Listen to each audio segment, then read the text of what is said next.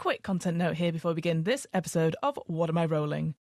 This episode's one-shot, The Words We Leave Behind, is a duet epistolary RPG about the butterfly effect, war, love, and hate, inspired by the novella This Is How You Lose a Time War.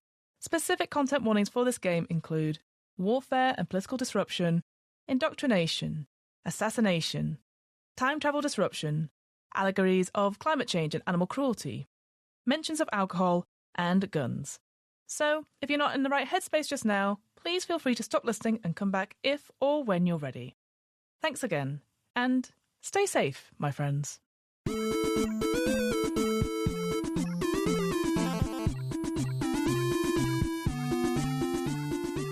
Hello, and welcome to What Am I Rolling, a twice-monthly RPG one-shot podcast, hosted by me, Fiona. This week, I'm joined by my friend Dillin from the One Shot podcast for The Words We Leave Behind, a duet epistolary RPG about the butterfly effect, war, love, and hate, inspired by the novella This Is How You Lose a Time War.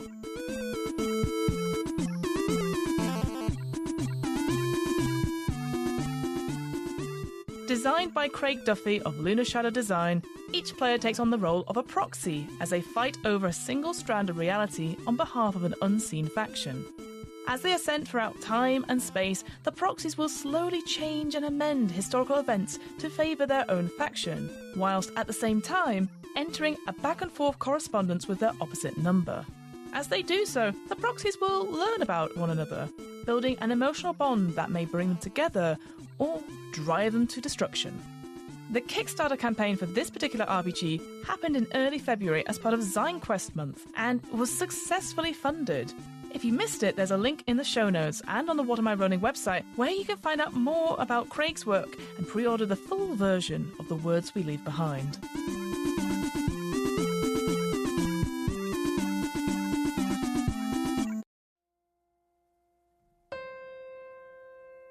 Reality is fragile.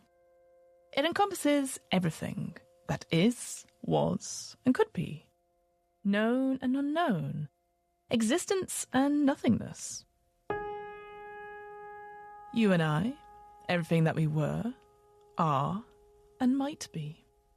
Throughout it, there are those who would bend it to their will, that craft the flow of time and myriad the disparate universes to achieve the outcomes that they desire. They have many names, innumerable facets, and endless patience. You are but one of their proxies, dispatched through the threads of reality to further unseen, unknowable objectives that aid your allies and frustrate unseen enemies. But you are not alone. You have a counterpart. An agent from another faction whose actions frustrate your goals and spin your achievements towards their own agenda. You have never met, but you know them by the impression of the void, their subtle changes to the time stream, and choice of keepsakes that announce their fleeting presence. They are your opposite, your reflection, your foil, your nemesis. You know next to nothing about them, but they intrigue you enough to break protocol and reach out to them. As The Words We Leave Behind breaks up quite nicely into distinct sections, I'm going to go into each section before each part of the one-shot. We're also using the Ashcan rules for this particular one-shot. The finalised version may be slightly different. One last thing before we begin. Naturally, there are times in this one-shot where the players and myself, most of myself, get the rules wrong or forget something plot-wise, or make up our own home rule about placing events anywhere on the time stream. Whilst we always endeavour to stick to the rules wherever possible, at the end of the day, we all make mistakes, and what matters most is that everyone enjoys themselves. So, with all that out of the way, let's start with the setup. Before the game, each player will need a deck of cards, a way to send messages to each other, and a shared online document that they can both edit. During setup, the players will create an outline of reality that they'll be fighting over, before describing their factions and characters in broad strokes. They will also create free anchors which will tie their proxies to their roots and provide insight into their mindset. These are a reminder of home, a symbol they leave behind during missions, and a trinket that they always carry. Finally, the players will prepare their respective decks and gameplay documents for the start of the game. If you've got the document open for the primer... Sure do. We'll just go through the bits and pieces there, and obviously feel free to be like, hang on, what are you talking about if I've skipped anything? But basically, our sort of principles for this is that we are two people on opposite sides and opposite factions, and we're leaving notes for each other. Now, whether that appears in a cipher or a letter itself, a physical letter, it's whatever we're going to make it. And I guess what would be nice is it talks about the setting of Earthly, but I guess we can obviously... It could be a clone of the world. It could be an alternate future, alternate history, or anything like that. But is there anything for you, just thinking about this story of like how we won the Time War? Is there anything for you that you're like, oh, you know what? Yes, it has to be sci-fi, or it is like an alternate. Is there anything that sparks joy thinking just about that? Because then we can narrow it down from there, I guess. All right, I am very partial to sci-fi. That's very true. I love a science fiction world, but I think I'm also kind of feeling like maybe not like a post-apocalyptic, but like, I don't know what the term is. What is it when like it's like we've gone so post-apocalyptic that we're rebuilding society and things are good again now? Like I'm thinking like that kind of a setting. Sort of like a Horizon Zero Dawn-esque, like people are back. Bingo. Yeah, that's not the technical term, but yes, I know exactly what you mean. Sure, yeah.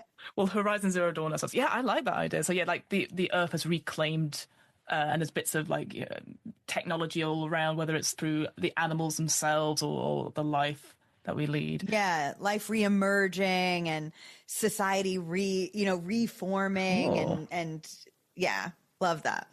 Let's keep that as the core idea. I really like that. I think as well with this setting, just going through the question. So yeah, the setting we're picking is earthly, but with this sort of, like you said, like wherever we are, maybe the future is this post-apocalyptic sort of setting. They're kept within the limits of our known history, and proxies, who we'll be playing, are dispatched to sort of affect the early development. So how are we going to maybe change what the future is? Beautiful. So here's some questions that we just wanted to find out a little bit more. Are there any periods or individuals would we say are off limits? If we're maybe using our own knowledge of stuff, is there anything that you would like off limits for this particular game? What a good question. I don't think so.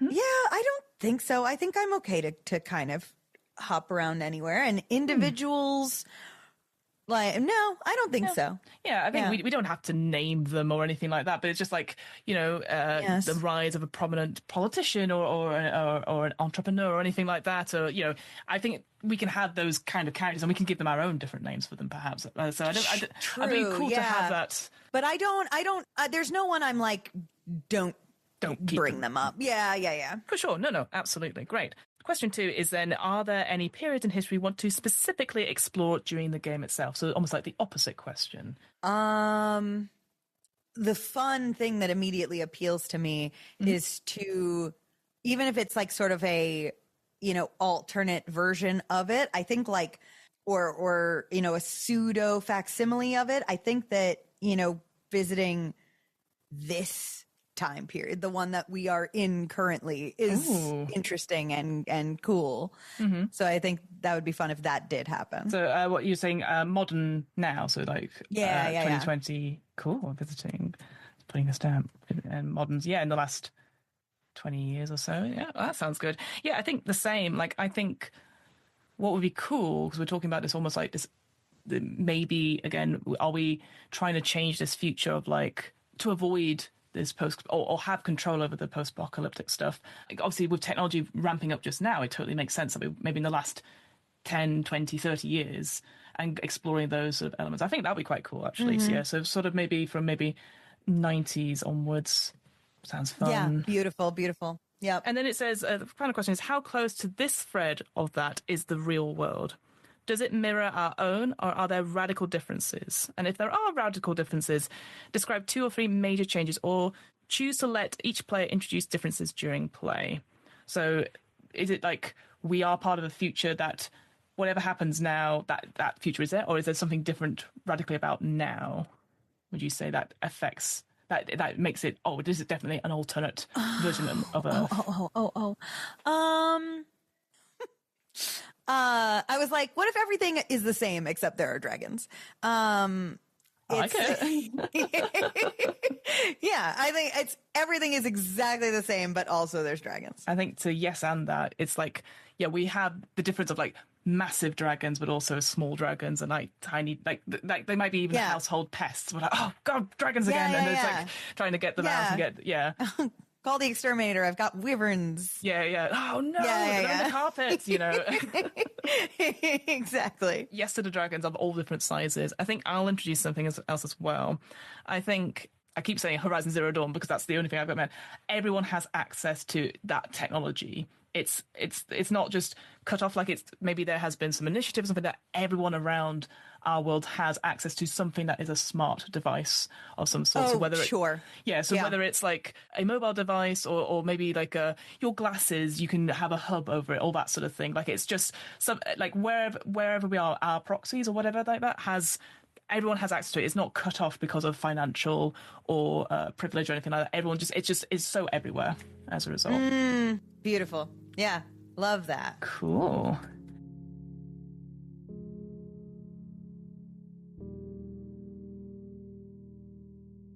The factions that the proxies fight for have been at war since before they were born and will continue to struggle for dominance long after they pass. So these are like all-encompassing sort of factions. And they are unknowably large and driven by complex and secret goals that even we as proxies might not know. But the factions themselves are guided by emotional profiles, which they consider to be the driving force behind the rise and fall of civilization.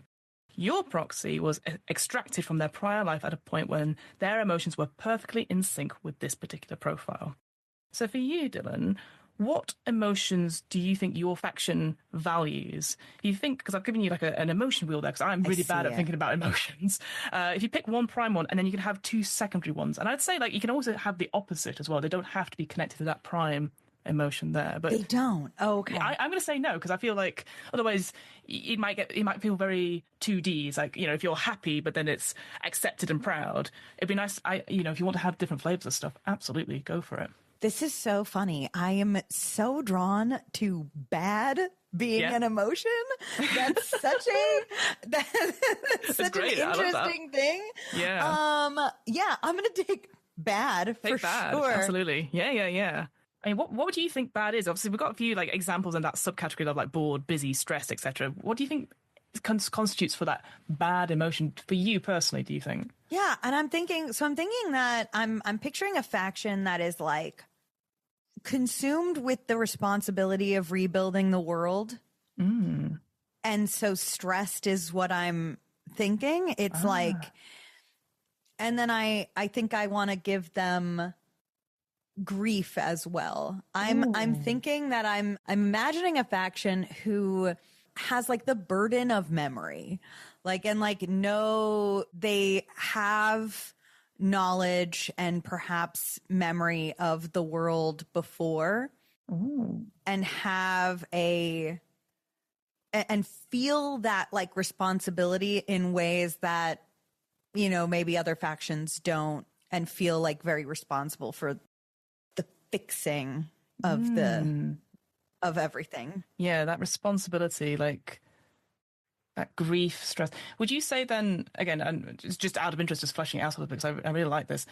Does it become because you feel guilty? Does the faction feel guilty of what has happened, and that's why there's that responsibility and grief and stuff like that? Or do they just like, oh, someone has to do it, it has to be us, It has to be us, because no one else remembers. It's, yeah. So describe the society that your faction believes these emotions will give rise to in the far future. What do they value, and how does this affect the way they approach the war? So these feelings of like the war that your faction's a part of, there's feelings of bad, stressed, grief. How does it affect their approach to this ongoing war between our factions, would you say, and trying to right the wrongs that are currently in the world?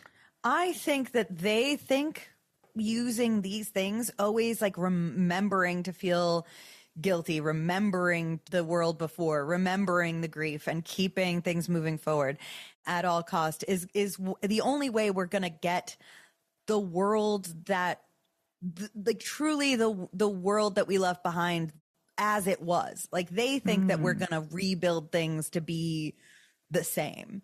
And that's an achievable thing that I think probably many other people would disagree with, or maybe even don't have an interest in, because notably that place fell apart. Almost like, returning to a time when everything was better, in quotation marks, that almost like a little bit of nostalgia, but also like those mistakes we made, we're not going to make them again. So it's almost like a meshing of those two ideas. I like that. Yeah. Ask the other player why they fear or despise you. So why does my faction fear and despise you? I think we've kind of put that up there. I think there is that sort of sense of like, it's not our fault. Whatever happened. Maybe there's that sort of weaponizing of nostalgia, perhaps, maybe unfounded, who knows. But that idea like, well, we need to return, we need to rebuild to what it was. And we're like, it's gone. Why are you looking to the past? Right. And the fact that this sort of guilt / nostalgia feels like it overrides everything in this approach to the war means that we can't allow maybe for new ideas, for new creative sort of ways to fix things. It's always looking backwards rather than looking forwards. I think, and it's as a result, there's that fear perhaps that we are cutting off new ways of thinking if we're constantly harking back to the past. So I think that's why, again, I don't despise it. I think we fear it because there's maybe like you said, maybe not all people agree with it, but I think a lot of people will go, God, it was a lot easier 10 years ago, you know? Yeah, absolutely. Love that. I'll pick some emotions then for my thing, because it talks about then like, are the emotions in opposite to our own? Do they seek to build while you destroy, etc.? I think for my faction, let's go with it, because you have bad and you have stressed and you have grief. I think let's go with angry. And from there, we have maybe a little touch of sort of, I'm trying to think. I think angry and insecure coming from the fearful on the wheel. Oh, how interesting. I love that. Very interested in that. And then the third sort of it is maybe flipping around a little bit. Maybe we go for accepted. So angry, insecure, and accepted, in the sense of how I see it is that we're angry at this position that we feel maybe what we've been put ourselves in, or maybe we put ourselves in.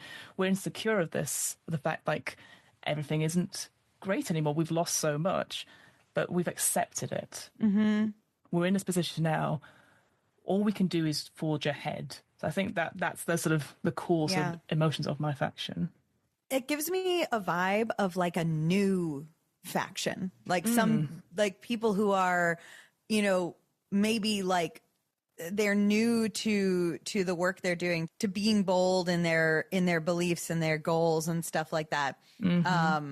But they, at the same time, more so than mine, have accepted the way that the world is and are not, you know, not in denial about that. No, that's interesting. I think because, again, that idea of like, it feels like what we're saying is like your faction is the one that's trying to actively do change and change things, whereas we've just accepted it and maybe not. The word I'm thinking of is like lying down and just accepting the fate a little bit, but being angry about it. So that's a really interesting. So you'd think it'd be the other way around. If it's a new person, we're like, well, we need to do things and make the change. So I do kind of like that idea of that the change stuff comes from your faction, but we don't agree with it, but we're not giving any other options. Yeah. What does your faction despise about this faction? I mean, I feel it's kind of obvious, but is there anything? Yeah, lazy kids. Lazy kids. You lazy kids. You have no idea what the world is supposed to be like. You don't understand. Yeah, you just have you're just gonna lay around all day? Fine. Yeah, look at us. We're making the change. We're doing our bit for it. Yeah.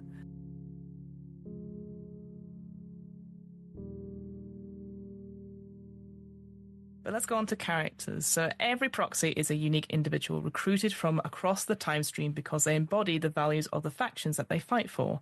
Most of them will only complete a handful of missions before returning to their original lives. But you are not like most. You are a weapon, dispatched to endless flashpoints by your faction. Your actions are subtle, brutal, and efficient. Your incursions are scrutinized by the enemy and celebrated by your superiors. So the question to you, what world did you leave behind when you were recruited, and what was your name or a name that you went by? So I left like the quote unquote present day that we're set in, the post apoc time. Was recruited from there.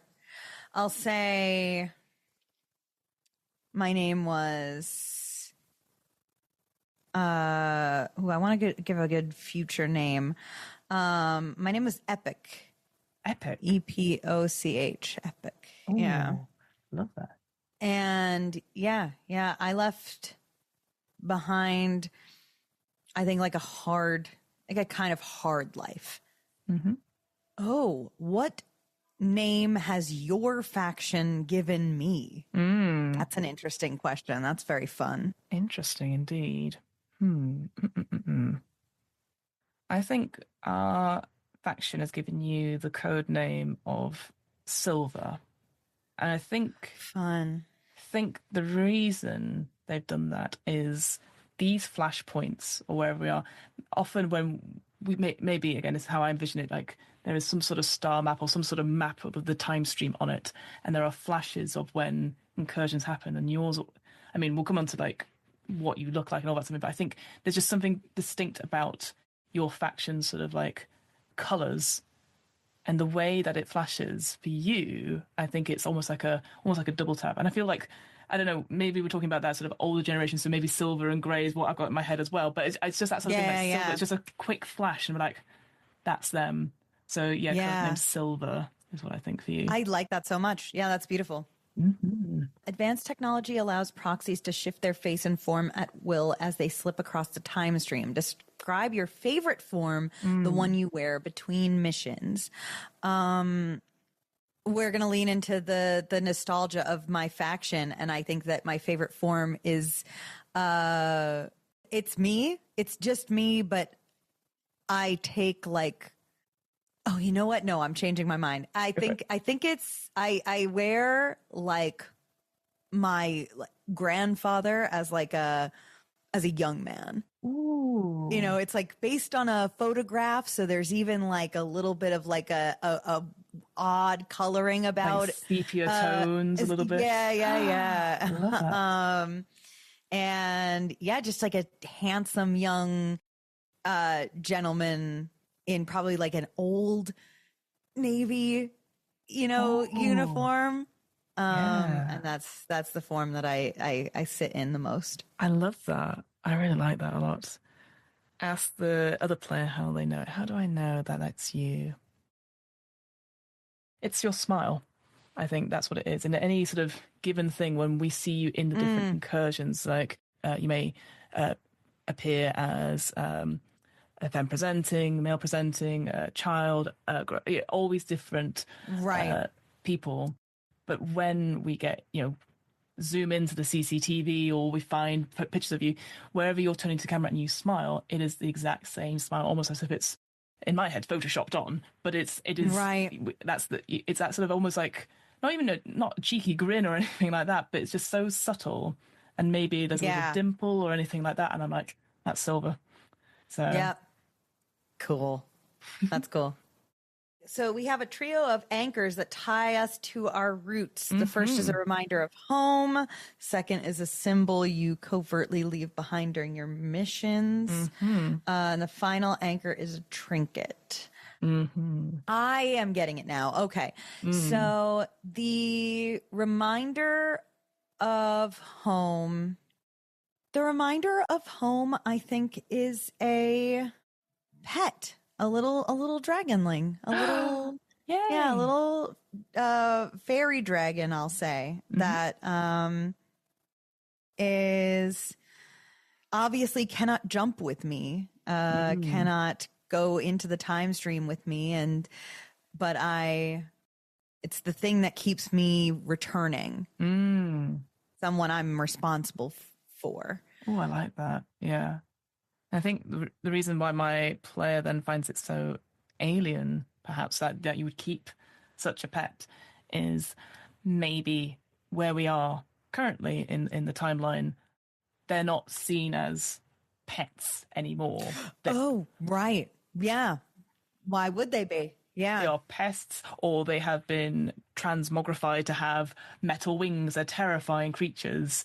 Maybe I'm not necessarily afraid of them, but it's that sort of thing where some people aren't keen on dogs and stuff like that. So it's that same thing of like, that is, why do you have that? So I think I find it alien because, like, why would you have such a thing? That's a wild animal. Yeah, it's a wild animal. Why are you keeping it in? Why is that in your house? It could literally rip your face off. Yeah, exactly. Yeah.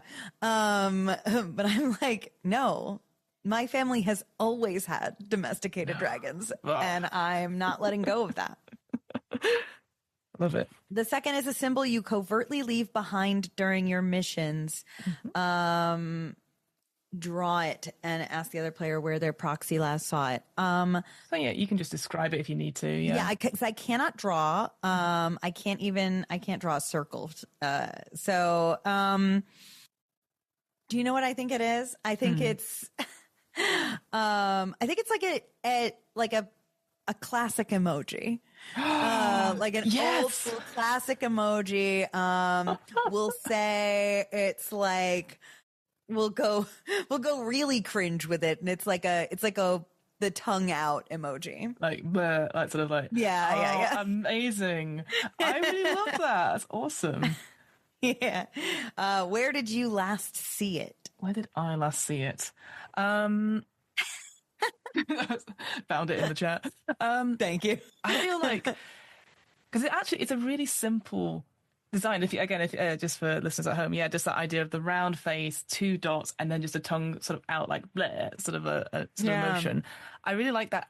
I could see it in anything. So, like as a tag with sort of graffiti.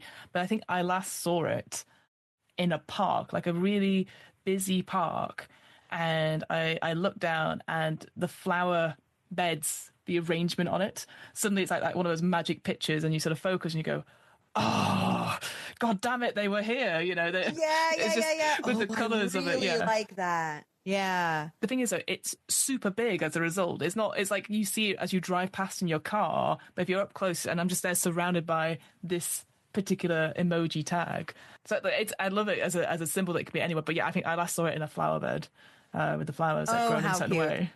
Yeah, I love that. Mm-hmm. The final anchor is a trinket you have carried with you since you were young. What is it? It should be small enough to conceal in one hand, and ideally an item that you already possess. It is the bullet shell casing from the first shot I ever fired on a job. Wow. And I think it is there to be a reminder of this burden that I have. Almost sort of like, we're not playing around. This this is serious. And it's that reminder of like how, like, there's always that thing of like, there's a bullet out there with your name on, all that something. But I like that. I like that idea that this one wasn't for me, but it is that sort of thing. Like, there will be one out there possibly. This is grave. This is really grave, and we all have to take this seriously. Really love that. Really cool.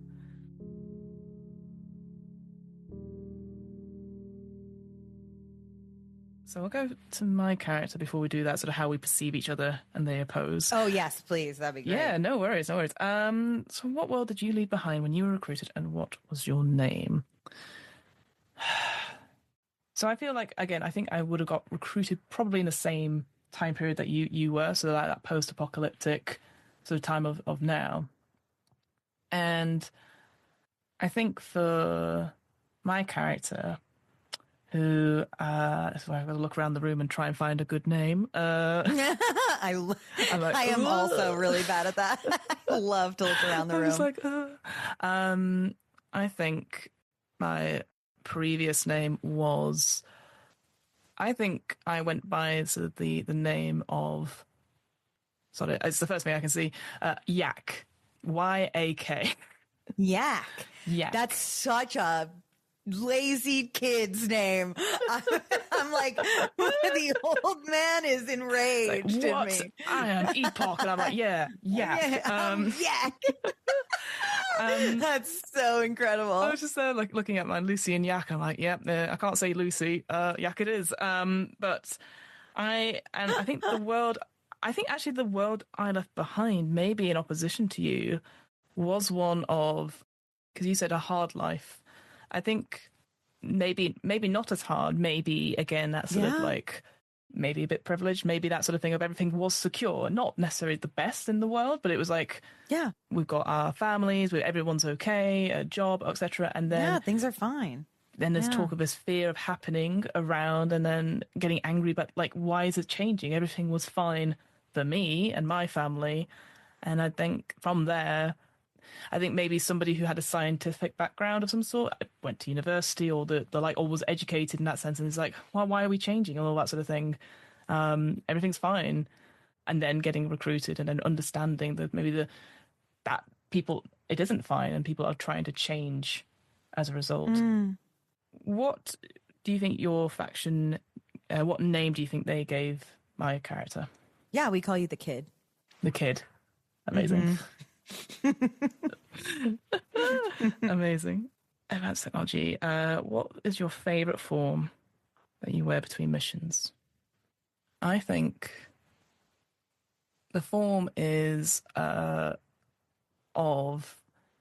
a sort of older femme-presenting woman with a few sort of like crow's feet and wrinkles around her face a little bit. Oh yeah, let's go for it. Suburban mom, basically. Wow. Proper like bangs. Yeah. Maybe dressed up as if I've got the image of a soccer mom in my head. Beautiful. So yeah, that sort of like high pony, bangs, body warmer, a little splash of colour, but nothing like. Again, it's that sort of thing that like she could appear anywhere. Oh, she's in the supermarkets. Oh, she's in the park, etc. Like just fits into any scene. Sure, kind of unassuming. Exactly. Yeah. Yeah. And I think the reason I picked that is because the people don't see it as a threat necessarily, or underestimate it a little bit. Like, oh, her kids must be around here somewhere, etc. And therefore can get ahead a little bit. Maybe a tiny bit of Karen-ness in there as well as as assumption. I think it's just here, go back to ground level. This is what maybe we should be aiming for, but who knows? So yeah, soccer mom aesthetic. Great. And I know it because you never look stressed enough to be a soccer mom. You always look so goddamn calm. Gray hairs, yeah. Yeah. You've got the look, but your posture's all wrong. Yeah. Oh, I love that. I like that. Yeah, that acting, you're like, no, I don't think so. Love that. And yet my anchors, so the reminder of home is, I think it is a key, like a very bog standard like Yale key, which will be the key to my abode, like the first house I ever bought with my own money. And whether or not I have family there or anything like that, or even if I've moved on, I always keep that as a reminder that was something that I earned. So a key to a place. Why is it alien to you, would you say?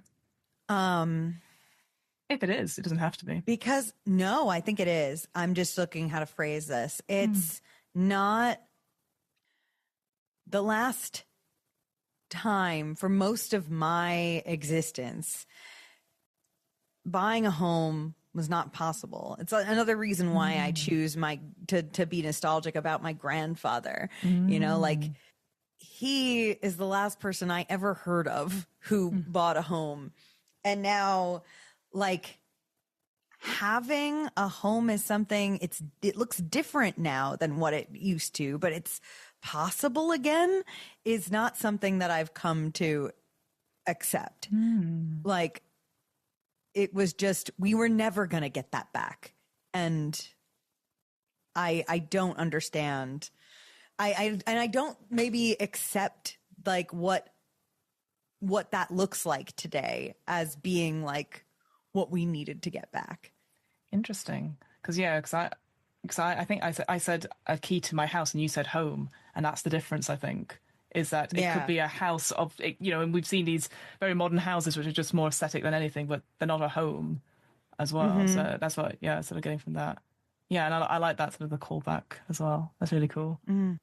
Symbol that I leave behind. I'm trying to think of a very lazy symbol. Like, it's the laziest of the symbols. And I think it is just, you know what it is? It's just a circle with a line through it, like a horizontal line from the top to the bottom. And that's it, just a circle with a line through it. Okay. Yeah, sure. Mm-hmm. And I think I last saw it, surprisingly, in like the margins of a book. Ooh, love that. And then my final anchor is a trinket I carried with you since I was young. I've got here a very small green game piece, like a little one that you would use in a board game. Yeah.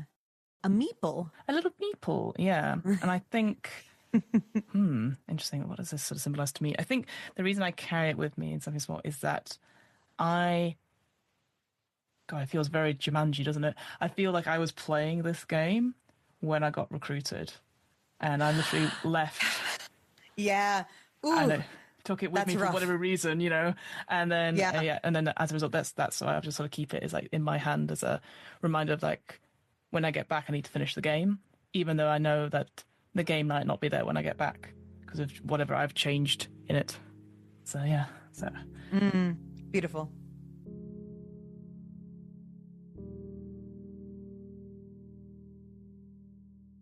The next thing then is we decide how our character perceives themselves and the enemy they oppose. So either we can just think of two like opposing words, or the thing it does here is these character pairs where we can draw a card and we take that inspiration from it and tell the other player what your outlook is using the sentence, I am this descriptor and you are this descriptor, and then we can expand on it if we'd like to. So we can have two opposing sort of views of it. I would love to randomize. I think that would be fun. Yeah. I think so. Go for it. So yeah, if you grab your deck of cards and then feel free to shuffle it or whatever, and then just pick a card. Yeah. I got a 4. So 4 is subtle/crude. Subtle/crude. I like it. Yeah. Which I actually think works great. All right. And then from my point of view, let's do a quick shuffle. Ooh, just dropped a card. Oh, you know what? Always use the drop card. I got a 3. So I see myself, I am gentle and you are brutal. Wow. Love that. Yeah. I am subtle and you are crude. Definitely feels correct. To determine who goes first, each player must remove the jokers from their deck of cards, shuffle the deck, and draw a card each. The player who drew the highest value goes first, with aces counting as ones. Players must then separate their deck of playing cards into the 4 suits: hearts, spades, diamonds, and clubs, placing the jokers off to one side. They then shuffle each suit pile, placing them face down, and take the top card from each one to create their own starting hand of 4 cards. Throughout the game, the players must keep the deck separated into the individual suits, making a note as to which pile is which. If the players wish to play a game that is more likely to reflect the themes of This Is How You Lose the Time War, then both players add an additional heart into their starting hand as part of setup.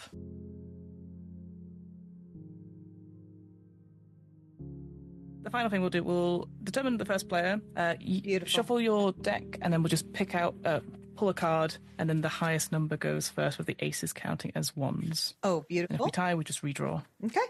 My deck is shuffled. Yep, same. Okay. And I got a 6. I got a 10. So it looks like I'll go first. Excellent. And then what we'll do, we'll separate our decks into the 4 suits, placing jokers to one side, shuffle each suit and place them face down, and take the top card to create your starting hand of 4 cards.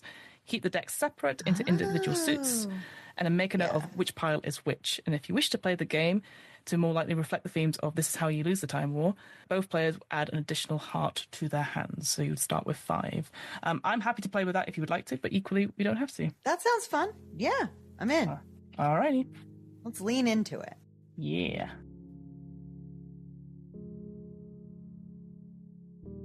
The time stream is a shared document that can be opened and edited by both players. It is this document that will record the history of reality that the proxies fight over. During play, the players will describe events called incursions and add them as entries to the time stream. Normally, the order of these entries will be determined by the numerical value of the cards being played, as the proxies jump back and forth throughout time. But for this one-shot, we actually decided to place the incursions where we felt worked best. Mostly because I didn't spot this particular rule until about 2 turns in. At the start of the time stream document, the players add a heading that reads "The Past." They then add 10 blank lines before adding a final heading that reads "The Future." Players will add their incursions between the past and the future headings, using them as points of reference to determine if an event occurs in the relative past or future. The main gameplay of the Words We Leave Behind consists of a series of turns with a player taking control of the narrative and writing to their counterpart. During the first turn of play, the starting player randomly draws and plays 1 card from their hand. They then compare the value of that card to the incursion table to get a prompt from the round. The starting player will then describe the opening incursion and add it as an entry to the time stream document. The entry itself should start with the value and the suit of the card that was played. The starting player then draws a card matching the suit of the card that was played this turn and add it to their hand. So, if they played a heart as the opening incursion, they would then draw a new card from the heart pile into their hand. Finally, the starting player writes and sends their first message to the other character. The message should start with the value and the suit of the card that was played this turn. So I will go first then. Beautiful. Gonna randomly shuffle the cards. And then I'm gonna play one from my hand. Okay, I've got the 2 of hearts. 2 of hearts. So on the prompt, I'll read it out, is that as you approach the temple, familiar faces greet you and usher you in, away from the desperate crowds that have gathered outside. Who are you to these people that they have welcomed you with reverence and humility?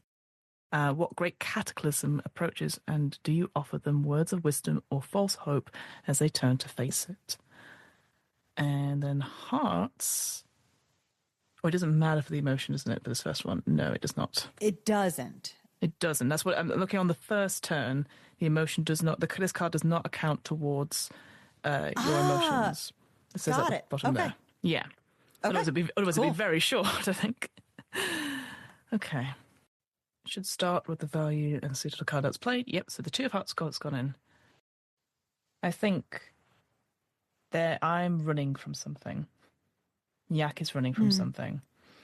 There is the sound of sirens in the background. People are like pouring onto these streets just now. And I'm being ushered into a community centre. There's like notice boards with lots of little cards, little post-it notes indicating classes, maybe places for groups to meet of various sort of hobbies or sort of help and services. And people are being ushered in so that the doors will close to keep them from whatever is happening outside.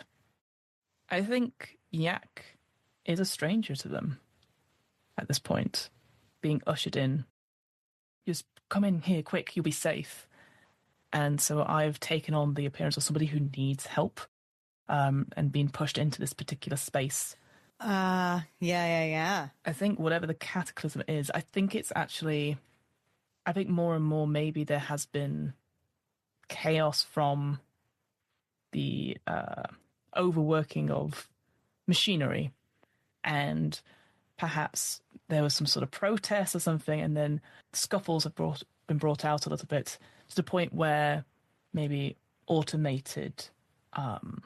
officers or machinery has tried to block people in, and so people are desperate to get out. There's been no violence or anything like that. There's just this scared thing because we're very aware this stuff could happen. And so I've gone in, and we're all sheltering in a big room. Maybe there was a circle of chairs which have now been pushed out to the sides. And I think I'm there, and everyone is scared and worrying, and I'm looking around for someone, the person with sort of like, actually maybe it is a group of women or femme-presenting folks who are trying to calm people down and like, oh, well, I didn't see anything, a bit gossipy perhaps, talking about what they'd seen and maybe a little bit of information, using their devices to communicate to other people. I think I slip in to this group, unassuming, and start feeding lines of like what I saw, but in the sense of like, well, surely you were on such and such a street, right? Isn't that where this particular machine was? They're so dangerous. And giving those sort of almost false memories of like, you were there, weren't you? Did you not see this?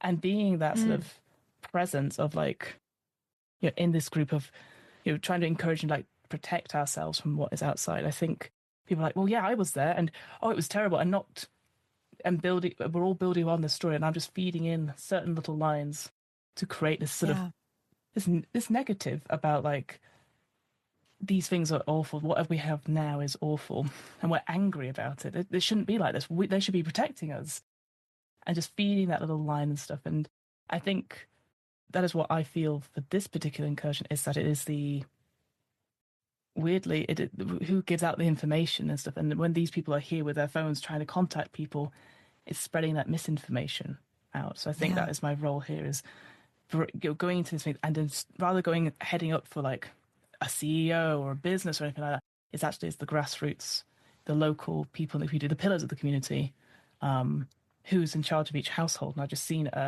I know from this incursion that there's a group of particularly strong, opinionated folks here. Yeah, maybe not even women, just anyone, any families scared, head of families who have access to these devices. And after a while, I stopped speaking and stepped back, and all you can sort of hear is the pings of various notifications going off around as this information is slowly but surely sort of trickling out to the main world. So that's the incursion. I'll write something very quick on that. I might expand it, but then I'll write you a letter. Beautiful. Yeah. Just to say as well, I have pulled another heart card as needed. And I've discarded the 2 of hearts. But yeah, that's me. Okay. On each turn, the current player will undertake a mission on behalf of their faction to alter history and align reality threads with their own. This is an incursion. It is up to the players how they frame their incursions and changes to the time stream. They may choose to write from the perspective of their character in first person, or describe how events play out in third person. The main thing to note is that each incursion must be at least 5 sentences long. The 2 of Hearts. The community centre shelters all of us from the growing unrest outside on the streets. People hiding in rooms with metal chairs pushed to the sides. Groups of parental figures gathering, whispering about what happened. A quick seeding of misinformation into the conversation slips in. And so the fire burns as anxiety and accusations fly high and about. The pings of notifications indicating the work is done.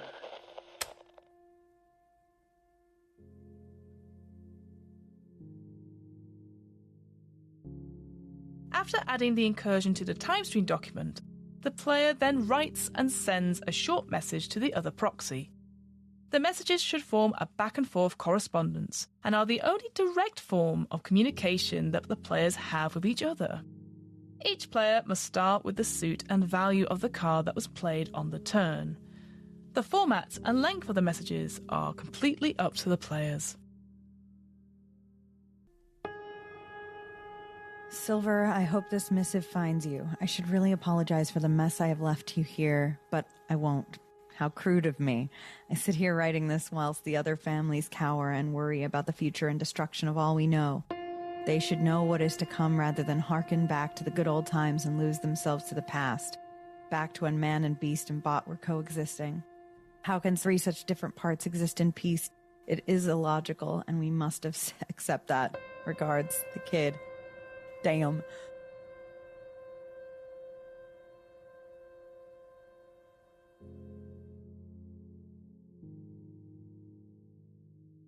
On every turn after the first turn, the current player will read the message they've just received from their counterpart and add a card to their hand matching the suit listed at the start of the message. That player will then draw a card from their hand at random and play it. As well as comparing the value of the card for the incursion prompt, the player must also note the suit of the card in order to progress the emotional state of their proxy. More on that in a second. The player then adds their incursion to the timestream document as previously described, as well as looking to see if any amendments are required for downstream incursions as the effect of their actions ripple through the timestream. Finally, the current player draws a card matching the suit of their played card and adds it to their hand before writing and sending a message to their counterpart.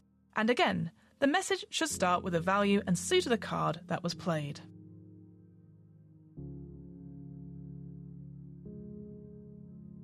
Okay, so now I take a heart card. Yes, because of the suit, yep. And pop it in here. Mm-hmm. Then I'm going to draw my card. Yeah, random from your hand, yeah. Which is also a heart. This one will affect our emotions, and it is a 9 on the incursion prompt. So it takes years for you to weave yourself into the life of your target, slowly guiding them to be the person that your faction demands. What are they like, and who are you to them? Do you prepare them for greatness or infamy? As you approach the critical juncture, do you stay to watch from the sidelines or extract yourself and leave history to unfold? Ooh. I've been placed in the past as an advisor to a politician that we believe started the fall of everything. Mm-hmm. I think we're going way back. I think you know what I think we're going? I think we're legitimately going to fictional Reagan, you know, like someone who didn't end the world, but is some significant point plot on like just everything after that was different and things just progressively got worse and worse and worse. And I was put there to be, I think we've tried taking him out, and it doesn't work because someone else just fills that spot and does the same thing. So instead now I'm there and I'm an advisor. I've been close to him and like responsible for so many decisions behind closed doors and getting him into power, but trying to like nudge his beliefs and everything is so subtle and small. We're not turning him into a bleeding heart, but we're just tampering him down just a little in the hopes that those small few changes make him less of a problem. And it's so delicate because we just don't want him to be remarkable in either way. We want him to be a blip on the timeline instead of the black spot that he is. So we want him to have an unremarkable impact on the world instead of the massive one that he had. So he doesn't become a martyr for something. People aren't inspired by this person. Right, It's not necessarily anything he does, but because of the things this person stands for, people go, and then invest in something or do something. You just want everyone to ignore them. So rather than take, like you said, rather than take them out completely, they just get refilled and refilled by the same kind of person. It's just like nothing happens within this 4-year period or something. It's just unremarkable. Yeah. Just very little to take place. And as I approach the critical juncture, do you stay to watch from the sidelines or extract myself and leave history to unfold? I think that once I see I see that he's settled in, he's taken a high position in office, he's not making headlines. Nothing is loud about him. It's just so disheartening that this is how it has to happen. There's no glory, like he's evil or he would have been evil. And we didn't strike a decisive blow. We just sort of put a gray filter over him. Yeah. And it's so unsatisfying to watch. And so I think I disappear. As soon as I know that I've done my job, I can't stomach the banality of it all. It feels like you've properly unsaturated something and it goes to that sort of grayscale. Yeah.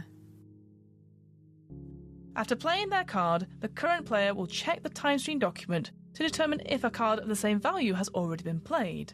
If one has, then the revisiting and incursion rules come into play. More on that later on.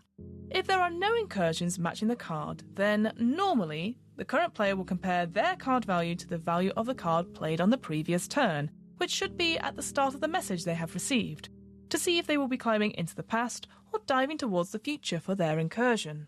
In our game, as you will hear, we missed this rule initially when we started playing, so decided to opt for placing our incursions where we saw fit. Contact with the enemy is forbidden by the factions for a simple reason. Interaction allows for emotional connections that destabilize proxies and create unpredictable resonances between the threads that they visit. A proxy's current emotional state is determined by the collection of cards that their player has played during the course of the game. After playing a card, that player must keep a note of how many cards they have played of each suit, and then consult the entries for each suit matching those numbers.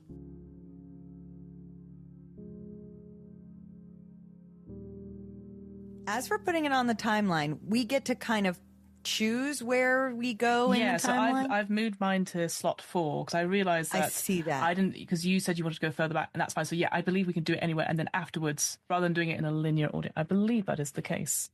Okay, that's brilliant. All right. I think I wanted to make sure that you had a chance to do yours earlier than mine. I realised that, so that's why I've moved mine to the 4th slot. Yeah. So I'm going to write down my incursion, but then also this was our first hearts that's affecting us, which means a burst of adrenaline accompanies the reading of the message, which I guess that'll affect you when you read it. Is unsanctioned communication with the enemy is forbidden, but this illicit contact is thrilling and you devour the words that were meant for you and only you. That's phenomenal. We love that. Okay.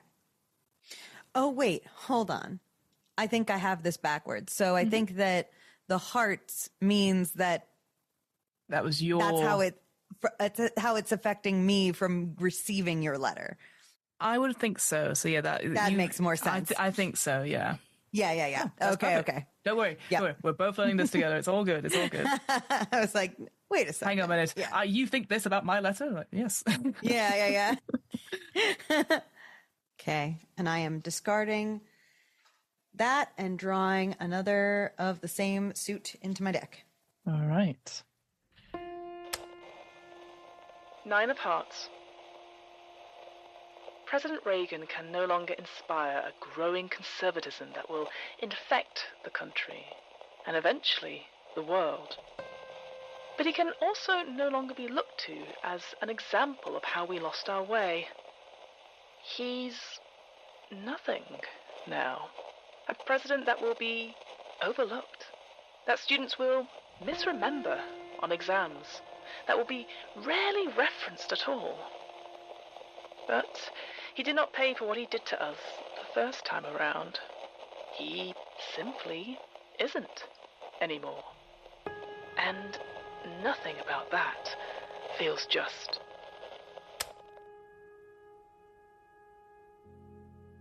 The ultimate goal of any incursion is to shift the time stream into a direction that supports one future over another. This occurs through a cascade of changes that ripple into the future, one incursion at a time. In the game, this is reflected by amending the entries in the timestream document. Each individual amendment is small, but over time, they build up as the two proxies fight over history.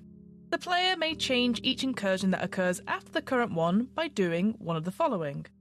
Rewriting one sentence. This may be a complete rewrite, or as little as adding or deleting a single word. Adding one new sentence at any point of the entry, or deleting one sentence from any point of the entry. The changes must make sense within the context of the incursion as a whole. Do you know what I forgot to do? I forgot to see if I should amend anything in the downstream incursions after I added mine. Go for it.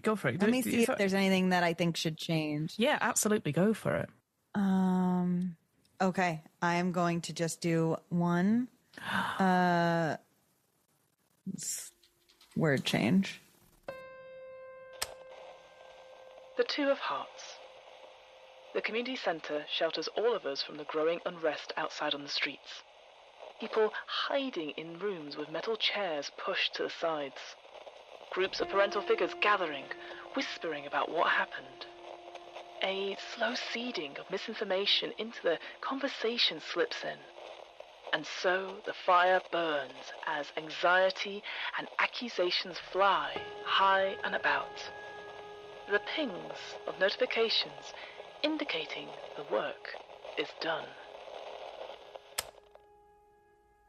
I just changed a quick seeding of misinformation to a slow seeding of misinformation. Oh, no. Very little.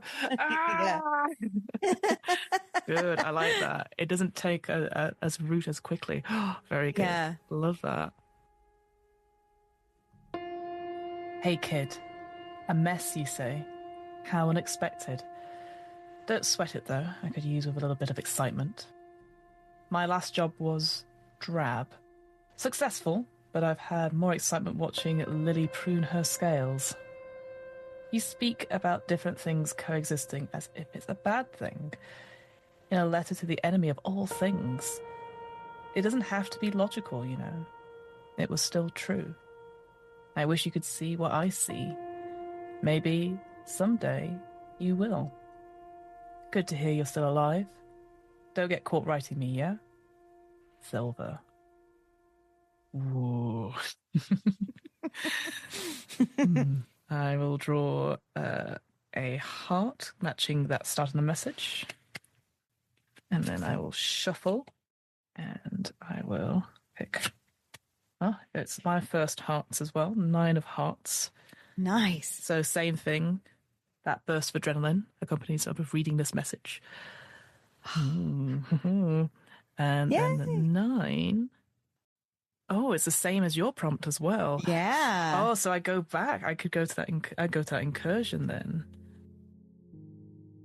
If the value of the card played matches the value of an existing incursion, well, then the faction has dispatched the proxy to further meddle in this event, either because their enemy was here or because their own actions did not result in the desired outcome.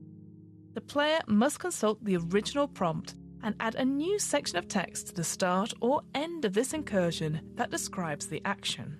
They may frame the new incursion as a direct continuation of prior events, or shift the focus to a new perspective, individual, or location. They may not directly interact with any time travelers that were already involved in this incursion. When cascading the changes, the new, longer text counts as a single incursion. So, I think then, sure, it happens. The presidency happens and gets maybe about halfway through the term. So far, so good. The advisor that was a part of the campaign ceded into the background, fades and shadows, don't see much anymore, but no one's paying attention. Mm-hmm. Until there is a dinner, some sort of charity ball, and there is entertainment there. Some sort of fundraiser for who knows what at this point. And halfway through dinner, the president disappears, is gone for a long amount of time, as does another individual that is there. Someone that looks like they're in their sort of mid-40s, sort of very shaved close to the head, hair, male presenting. And when they find the president later, sort of President Reagan themselves is very discombobulated. Can't remember things, slurring their speech, incredibly drunk. And the anger is what sort of comes out, saying all these things about having a good long chat with one of the youth, who really put it to them hard, this policy, and how they themselves looked up to the president and hoped to one day make it to that big position itself. Like, maybe it was a heart-to-heart of some sort with the president themselves. That sort of like admiration, and going, yeah, what's your plan? What are you going to do next? Like, you've got here, what's the plan? And sort of seeding in that sort of like, you're here now, what are you going to do?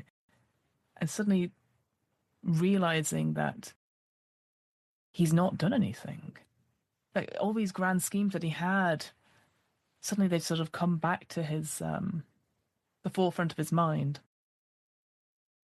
And he starts to get angry. Again, the sort of drinking and sort of like stuff that's getting him sort of riled up, thinking about like how it is no longer the case, like he should be taking charge.